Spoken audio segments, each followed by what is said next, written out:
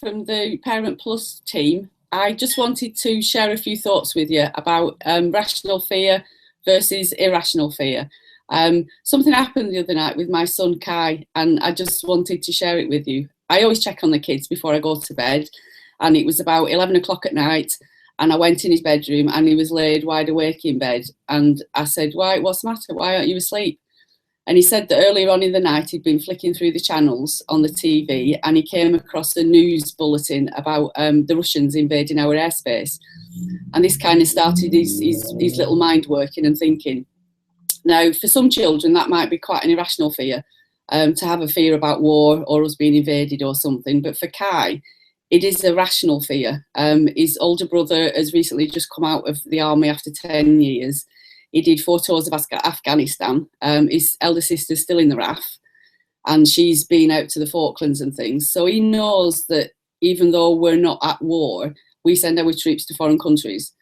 So the fact that something had happened in our airspace, he started to worry. So I just wanted to talk about the difference between rational fear and irrational fear. What I actually did with Kai was to talk to him about the United Nations and how we have big group meetings like you do a school council. In his primary school, they have council meetings where all the kids from different classes get together. So I said it's kind of similar to that, and they all get together and they decide what's happening. It's very rare that a war just breaks out without anybody knowing about it. So I was telling him more of the facts about what was happening.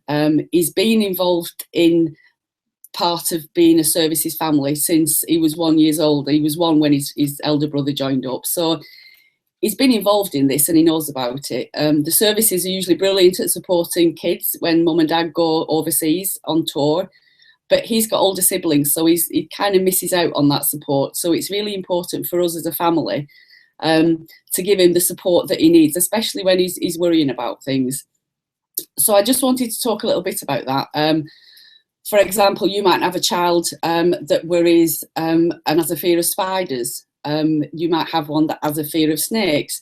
The likelihood of seeing a snake walking down Chorley Town Centre it's not really rational. They're not likely to see that. So that's an irrational fear. But if you have a child that has a fear of flying and they're in a family that have a fear of flying, that's quite a rational fear for a child to have. So sometimes it's about trying to work out, is this fear a sensible fear? Is it rational for that child to feel it? And that kind of dictates how you deal with it, as opposed to telling them facts to lay the mind at rest, or putting it more into perspective for them that it's not likely to happen, but it's about making them feel safe. If it does happen, I'm here and you can come to me and we can talk about this together.